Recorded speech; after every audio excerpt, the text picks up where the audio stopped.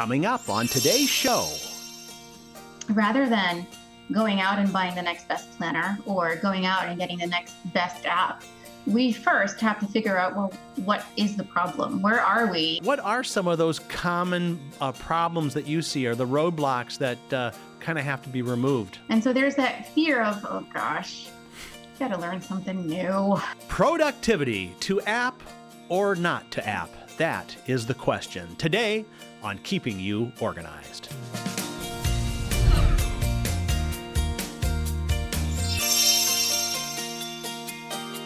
Hello, welcome to Keeping You Organized. Today we are going to dig into productivity, but from an angle that we really haven't talked about before, which is, do we use apps or do we not use apps? And what are apps? If you don't know what apps are, we'll get into that too. And so the obvious person to bring on is the queen of apps herself, Deb Lee, DAllisonLee.com. Deb, welcome back to Keeping You Organized.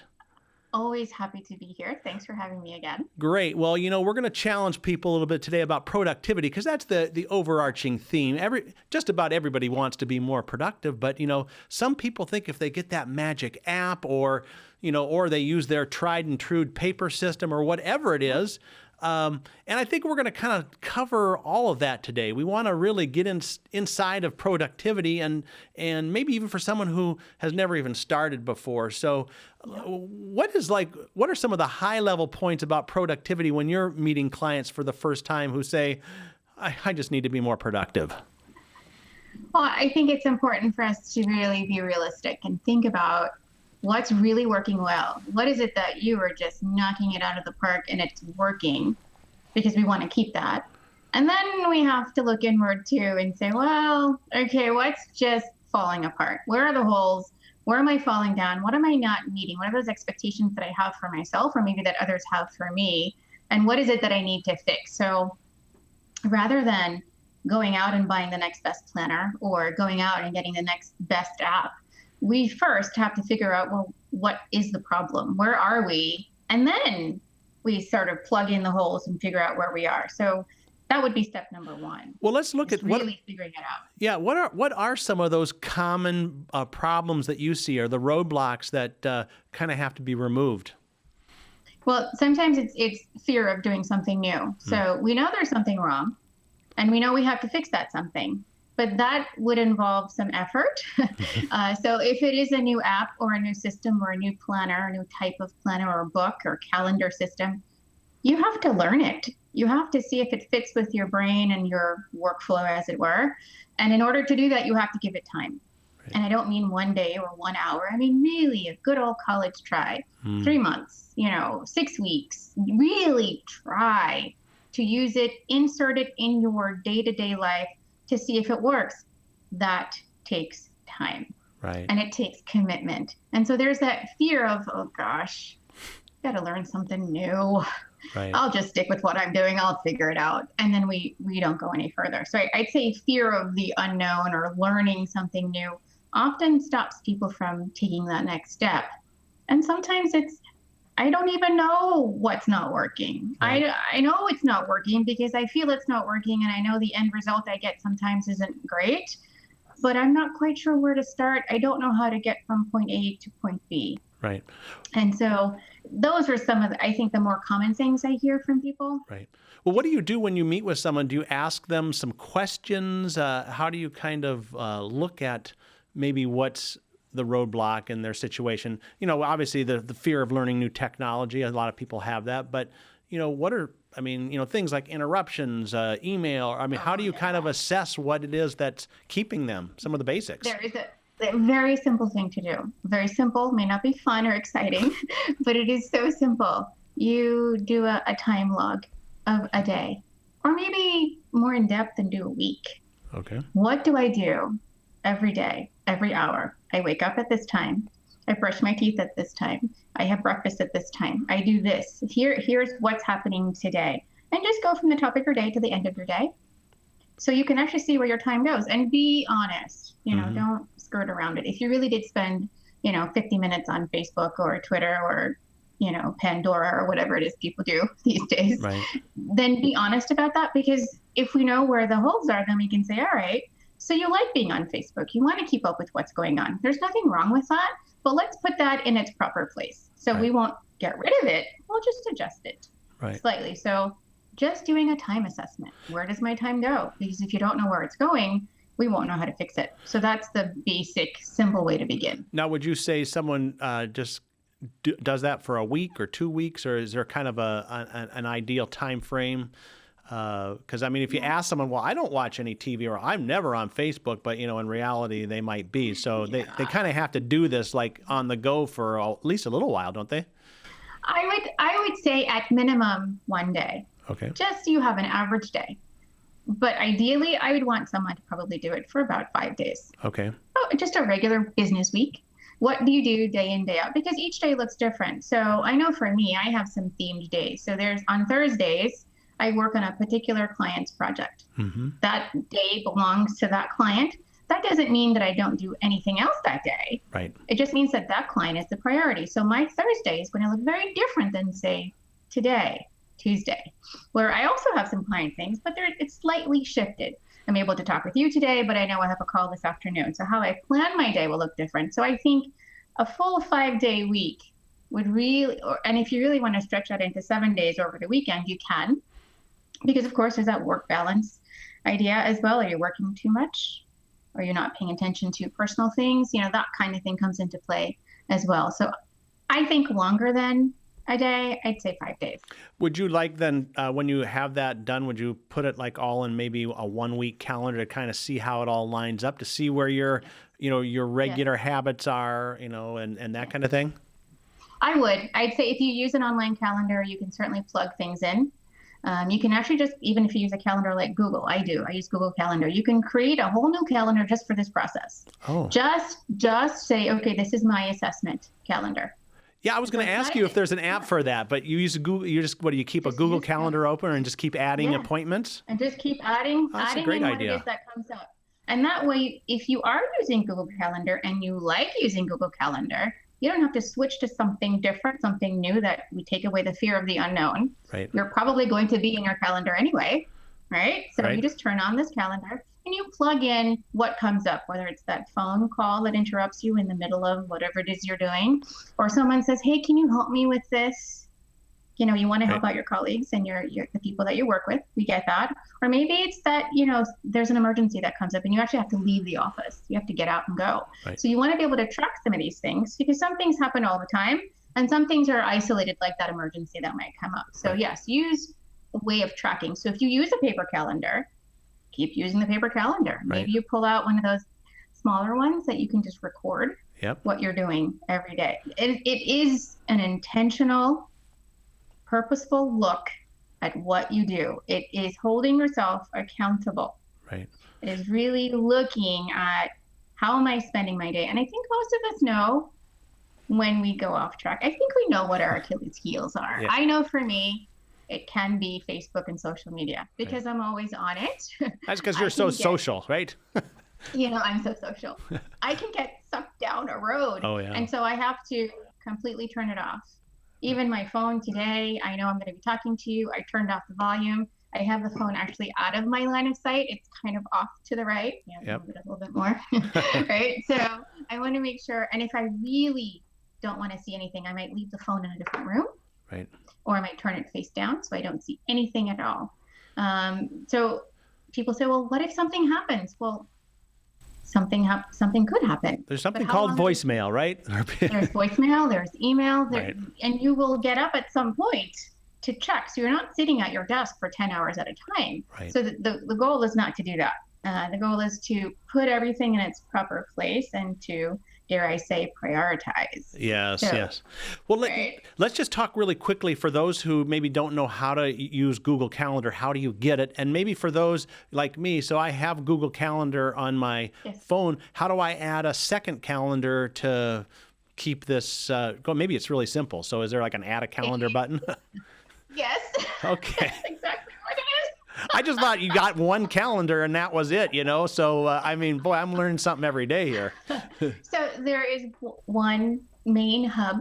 Okay. And within that hub, so off to the left sidebar, you're going to see, I think it's a plus button, or it might say add calendar. And you can add a variety of them. So I have different calendars for different things, and you can color code them. Okay. Google makes it really easy to do that. So Okay. I even have, I have blocked out sections on my calendar for breaks and things like that. Okay. So there really is a button that just add calendar. You name it, Right. and then you click add, and you're done. I mean, seriously, Right. it doesn't get any easier. Well, I know, but you know who you're talking to here. For someone who's never used it before, they just go to, they have to have a Google account, though, don't they, in order to... I do believe you need to have a Google account to be able to do Yeah. this. So I've been using Google for so long. I have Gmail. I have a million Gmail accounts. Yeah. I have a million Google calendars Yes, for different things. great. Sounds So really productive to me. It is. It so is. If you could see my calendar and all the color codes I have, you would be very impressed. Okay. I know you would be. Say, we're going to take a quick break here, and when we come back, I want to talk about how maybe this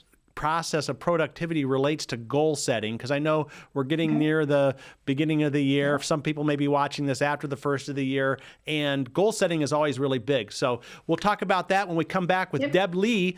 We're talking about productivity, and we'll be right back. Now there's a place just for you. Life can be busy, and you still have to keep it all together. That's why you like to be organized and in control.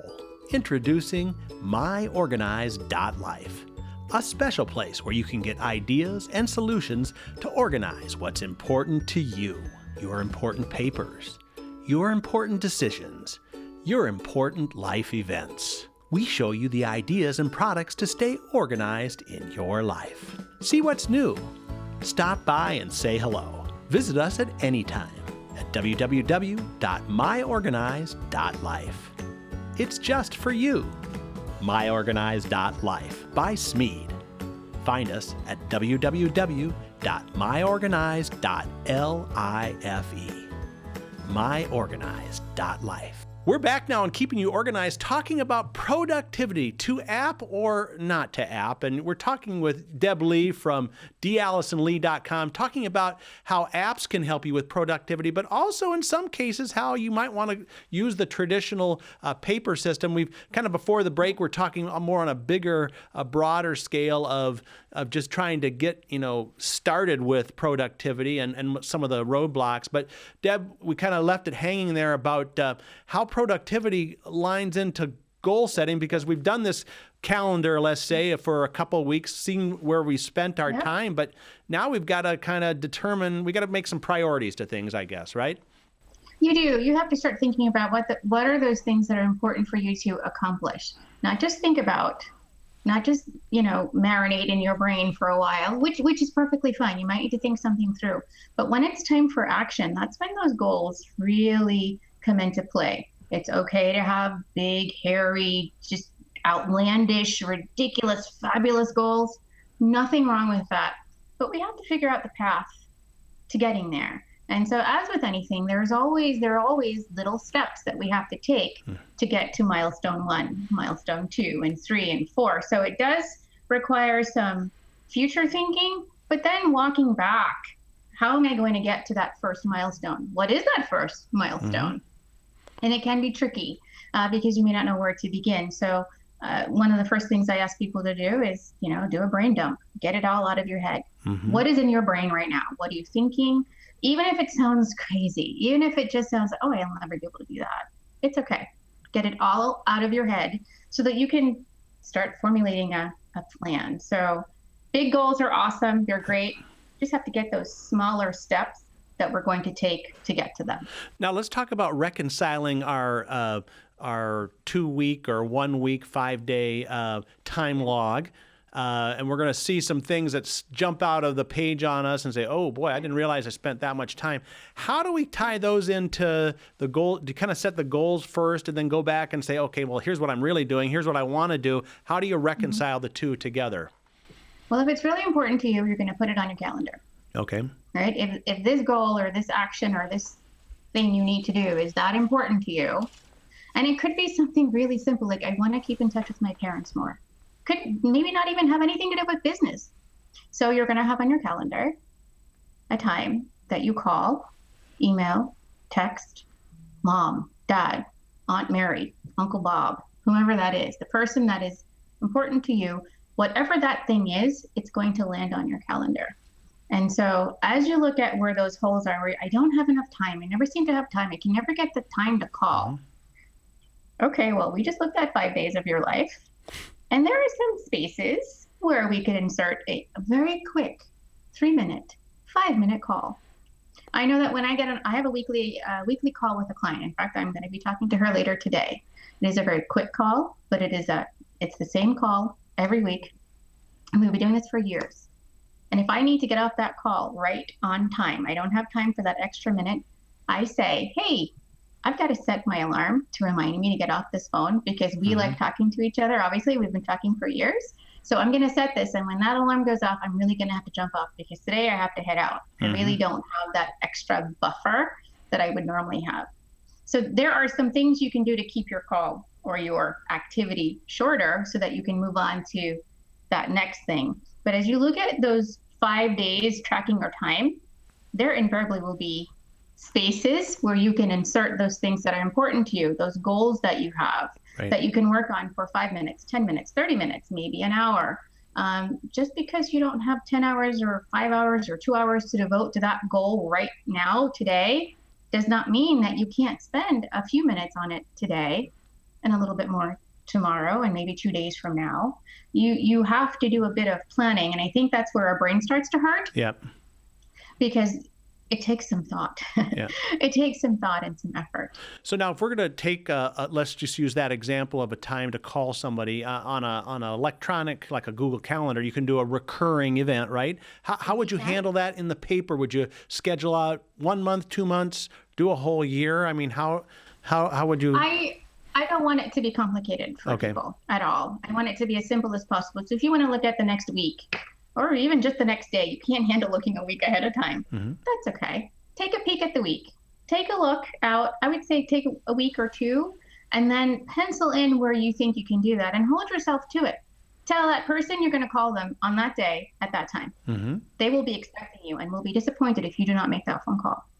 So if you really mean it, it goes in the paper calendar too. You can pencil it in, but I would prefer that you just write it in. If it's important, if it is important to you, write it in. That doesn't mean that your day doesn't change and you can't rearrange that call. Right. But if it's important to you, it will go on the paper calendar or the electronic calendar, something that says, hey, please do this. Now give us a story of working with a client, maybe how this uncovering, the roadblocks through the time log and setting up the goals and kind of, I know you had an example there of a call, but what would be some other ones that you've seen that are real obvious things that, oh boy, yeah, I should do that? Well, I think sometimes people don't realize that social media can be that Achilles heel, especially now. It's not new anymore. People get distracted often. So that's one. But I also think for that person who is the small business owner who might have a small team, and I've noticed this even more recently, is that people come in the office all the time. You may have an open door, or maybe you're sitting in a cubicle like everybody else, and you are accessible all the time. That's another issue I see come up all the time where people are just really struggling with and want to be able to help and answer that question. And I need to be working on this priority. And so when you look at your day and look at how you're spending your time, you can actually schedule open office hours. Or I'm available now from 11 to 12. Come in as often as you like. Or sometimes, I know when I worked in the corporate world, I used to, and this maybe is before my time, I used to put a sign on me that said, I am not here, with a big smiley face. I'm not trying to be mean.